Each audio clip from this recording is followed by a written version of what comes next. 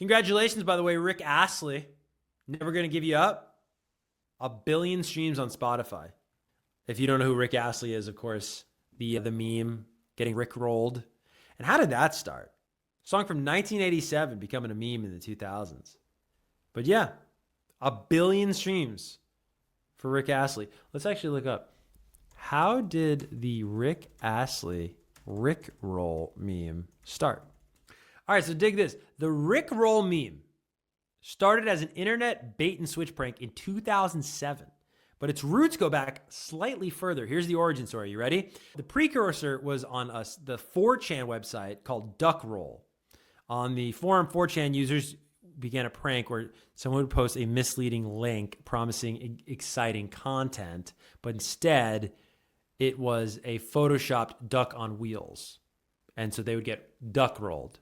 So then in 2007, they upped the ante, and in March of 2007, the trailer for Grand Theft Auto 4 was highly anticipated. I remember this. And somebody on 4chan posted a link saying it was the GTA trailer, but it was actually redirected to Rick Astley's 1987 music video, Never Gonna Give You Up. The prank was a huge hit, and the term Rickrolling quickly replaced Duckrolling and spread across the internet. The viral explosion was next. The bait and switch format, misleading someone to click on a link that suddenly plays Rick Astley's video, became a widespread meme, and even major companies and public figures got in on the joke. For example, YouTube rickrolled everybody on April Fool's Day 2008 by linking every homepage video to Never Gonna Give You Up. Rick Astley himself rickrolled the Macy's Day Thanksgiving Day Parade in 2008 by performing the song as a surprise. So that's pretty amazing. And good for Rick Astley, 1 billion streams. Now I have a question. How much money does 1 billion streams on Spotify, because this happened on Spotify, make? So 1 billion streams on Spotify. You want to know how much 1 billion streams on Spotify makes from a monetary perspective? 1 billion streams on Spotify typically generates around $3 to $5 million in gross revenue. But how much actually reaches the artist depends on several factors. Estimated gross revenue is 0.003 to 0.005 per stream in the general Spotify payout range.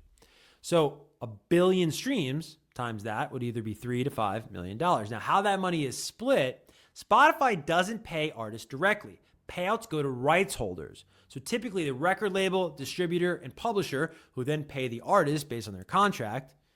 Breakdown example for a major label artist could look like this. The label, who are typically the master recording owner, are going to get 60 to 70% of that money.